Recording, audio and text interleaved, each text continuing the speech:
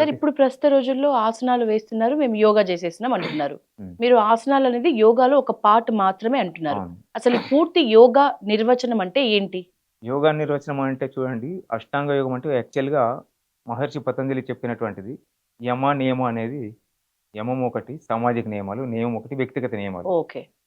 అది కాగానే ఆసన, ప్రాణాయామ, ప్రత్యాహార అనేది బహిరంగ యోగం. ఓకే. అంటే దాదాపుగా మందుల జోలికి పోకుండా ఈ ఆసన, ప్రాణాయామ, ప్రత్యాహారాలు చేసినట్టయితే మనకి ఇబ్బందులు వచ్చినంక బాధపడుతున్న ఎట్లా దూరం కావాలని. నిజానికి ఇబ్బందులు రాకుండానే హ్మ్. మనం ప్రయత్నిస్తే చాలా బావుంటుంది. హ్మ్.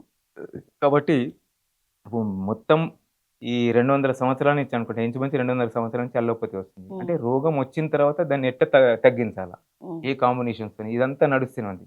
కానీ మన యొక్క భారతీయ విద్యా విధానం ప్రకారం, వైద్య విధానం ప్రకారం రాకుండా ఎట్లా చేసుకోవాలి? ఏది బావుంటుంది? హ్మ్. అప్పుకు గురైనంక కథం అప్పు తీర్చడానికి బావుంటుందా? అసలు అప్పుకు గురి కాకుండా జీవనం చేస్తే బావుంటుందా? రిలాక్స్ సంపాదిస్తాడు. హ్మ్. ఇద్దరూ సంపాదించాలా. కానీ మీరు తప్పనిసరిగా చేతనైన కాకుండా సంపాదించాలి. లేకపోతే మీద పడతది ఇంట్రెస్ట్. అవును. వీడు మాత్రం రిలాక్స్ సంపాదిస్తాడు అట్లా. అంటే ఆ విధంగా వచ్చినంక గాకుండా రాకుండా చూసుకోవడం అనేది యోగా అసలిప్పుడుందా సార్ చెప్తుంది. ఆ పరిస్థితి? వచ్చినంక గాకుండా రాకముందే అంటే అసలు ఇప్పుడు రోగాలున్న వాళ్ళే ఆ! ఇంట్లో అట్లా. ఎక్కువుంటారు. కాబట్టి ప్రతి ఒక్క మాటలో ఇంట్లో చెప్పాలంటే యోగం చేస్తే ఏమైతదంటే యోగం చేస్తే రోగం పోతుంది. ఆహ్, సింపుల్. ఓకే. యోగం చేస్తే రోగం రోగం పోతది. పోతది. హ్మ్. ఆ తర్వాత అంటే ముందే రోగం రాకుండా ఉండాలంటే ఏ ఏజ్ ఆ! నుంచి ర యోగా స్టార్ట్ అది జేయాలి? రోగం రాకుండా ఉండాలంటే ఫస్ట్ మన దినచర్య అనేది కరెక్ట్. అది చక్కగా పాటిస్తే సరిపోతుంది. హ్మ్. ఒకటేందంటే ఈ రోజుల లోపల యోగా చేస్తున్నా నీ తాగి తిని తందనాలాడతాం యోగా చేస్తే అయిపోతదనుకుంటున్నా. హ్మ్. కానీ అది అట్లా పద్ధతి కాదు. హ్మ్. ఒకటి మరీ ఇప్పుడు చాలామంది కొందరు నీళ్ళెక్కువ తాగమంటారు. కొందరు అవును. ఉప్పు, కారం వద్దంటారు. ఇట్లా ఎవ్వరిని విమర్శించాల్సిన పని లేదు. అంటే హ్మ్. వైద్యం అంటూ చికిత్స రూపకంగా వారికి చికిత్స అనేదేందంటే, ఆ ఇబ్బంది దూరంగా అయినంత వరకే. హ్మ్. కానీ వీళ్ళు లైఫ్ టైమ్ అనుకుంటున్నారు. అట్లా కాదు. ఓకే. ఓకే. ఒకరికి సంబంధించింది విషం గావచ్చు. ఒకటి ఇంకోరికి అది అమృతం గావచ్చు. హ్మ్. కానీ జనాలు కొద్దిగా అర్థం చేసుకోకపోవడం వలన ఇగ ఇది వద్దు, అది వద్దు అట్లా కాదు. మొత్తానికి నీ షడ్రుచులు అవసరం మనకి. హ్మ్. కానీ మోతాదు తప్పొద్దు. ఆ విధంగా ఈ యోగాభ్యాసం చేస్తూ మిగతాది ఏదైతే ఆహారము, నీరు, నిద్ర, వ్యవహారం హ్మ్. ఇది యోగం. ఇది లేకుండా నీకేది గాదు. ఓకే. ఆహారం కావాల్సిందే, నీరు గావాల్సిందే, నిద్ర గావాల్సిందే. అదండి. ఓకే. యోగాలో అట్లా. కాబట్టి మీరన్నట్లు ఇప్పుడు ఏందంటే ఈ యోగా జేస్తే అయిపోతుందనుకోండి. అట్లా గాకుండా ఇప్పుడు ఎవరు జేస్తారిది? హ్మ్. ఇది 50% ప్లస్ యోగా 50%. అప్పుడు 100% నువ్వు ఖచ్చితంగా చెప్పొచ్చు ఆరోగ్యంగా అని. ఓకే. అట్లా. హ్మ్. కానీ ఇప్పుడు అంతా గూడా దాన్ని పక్కకు పెడుతున్నారు. నేను తగ్గిస్తాను యోగా అంటే ఎట్లా తగ్గుతదది? హ్మ్. సరే యోగా ఏ ఏజ్ నుంచి స్టార్ట్ జేయాలి ఇప్పుడు పిల్లలకి? అంటే పేరెంట్స్ యొక్క ఇంట్రెస్ట్ బట్టి దాదాపు 2 ఏళ్ల నుంచి కూడా జేయొచ్చు. హుహు. కానీ జనరల్‌గా ఏందంటే 6-8 సంవత్సరాల్లో కరెక్ట్. అది హ్మ్. కరెక్ట్ అన్నట్టుగా. ఓకే. అంటే ఇదేంటంటే స్పెషల్ కేసెస్‌లా. ఇప్పుడు హ్మ్. 10వ తరగతి వాళ్ళంటే 15 సంవత్సరాలు ఉండాలి 10థ్ అవును. రాయాలనుకుంటే. వాడి యొక్క జ్ఞానాన్ని దృష్టిలో పెట్టుకొని కోర్ట్ కూడా పర్మిషన్ ఇస్తది. 8 సంవత్సరాలకే హ్మ్. డిగ్రీ పూర్తి చేసిన వాళ్ళు కూడా ఉన్నారు. హ్మ్. అవును. అది వేరుగా. హ్మ్. అట్లా కాబట్టి జనరల్‌గా ఏందంటే 6-8 ఇయర్స్ నుంచి స్టార్ట్ చేయొచ్చు. స్టార్ట్ చేయాలి. అంటే ఇప్పటి నుంచి స్టార్ట్ చేస్తే ఏందంటే వాడి లైఫ్ అనేది మొత్తము మైండ్ సెట్టింగ్ అనేది పాజిటివ్ వేలో వెళ్తుంటది. ఓకే. వాడు మంచి చేయకున్నా సరే, హ్మ్. భవిష్యత్తులో మాత్రం చెడు మాత్రం చేయకుండా ఉంటాడు. ఇంకేం ఓకే. కావాలి మనకి? ఓకే. ఎవ్వడు ఉద్ధరించకపోయిన దేశంలో. హ్మ్.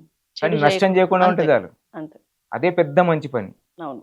ఇది ఇండైరెక్ట్‌గా మనిషిని ఒక మంచి పాజిటివ్ వేలో నడిపిస్తుంది. హ్మ్. అంటే దానివల్ల ఏందంటే మనస్సు మనది కాబట్టి మన నియంత్రణలో ఉంటుంది. హ్మ్. అంతే మనసుని గెలిస్తే చాలు. అంతే.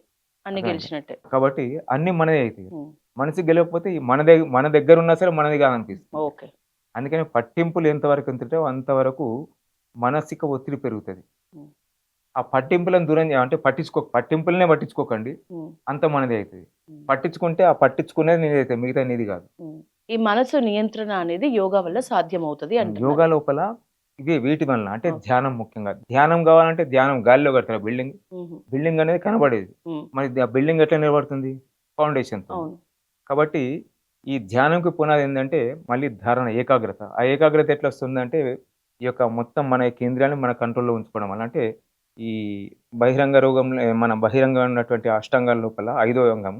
ఈ మొత్తం మన అవయవాలు, మన జ్ఞానేంద్రియాలు, మన కర్మేంద్రియాలు కాబట్టి ఈ జ్ఞానేంద్రియాల యొక్క విషయ వాసనలు వాటిని ఆపివేయడం. ఓహ్!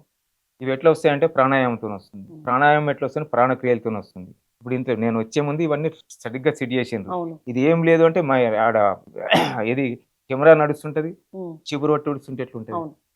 హ్మ్. ఆ విధంగా ప్రాణాయామం అనేటువంటి బిల్డింగ్‌కి ప్రాణక్రియలనే ఫౌండేషన్. హ్మ్. అది కావడానికి మనం ఈ శరీరం స్థిరంగా ఉండాలి కాబట్టి ఆసనం తప్పనిసరి. ఆసనం అంటే దాని పేరు గాదు. హ్మ్. నీకు ఏ విధంగా సుఖంగా అనిపిస్తుంది దాన్ని ఆసనం. అందుకే మహర్షి పతంజలి ఒక్క మాట లోపల స్థిర సుఖమాసనం అని. హ్మ్. అవే ఇప్పుడు 8 డేస్ నేర్పించేది. హ్మ్. స్థిరంగా ఉండాలి. ఆ స్థిరత్వం సుఖంగా ఉండాలి. ఇట్లా పెట్టినట్టయితే నొప్పయిపోతదనుకోండి. హ్మ్. ఆ నొప్పి ఉంటే ఏంలా మనసు ఎక్కడికి పోతుంది? నొప్పి పైన అవును. పోతుంది.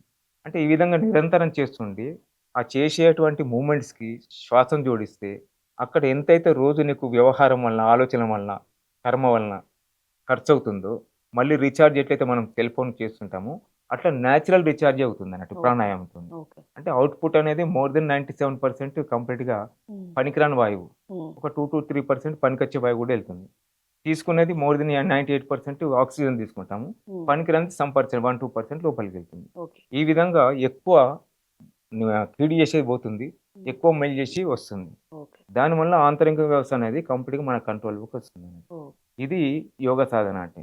కాబట్టి ఆ విధంగా కూర్చున్న కొద్దిసేపైనా సరే హాయిగా ఉంటాం కాబట్టి, ఇప్పుడు మీరు నేను చెప్పేటియన్నీ మనసు పెట్టి వింటున్నారు. హ్మ్. ఇదొక వన్ టైప్ ఆఫ్ ధ్యానమే ఇది. హుహు. అంటే ఈ విధంగా ఎన్నో రకాలుగా ఉంటుంది. వ్యావహారిక ధ్యానం ఉంటుంది.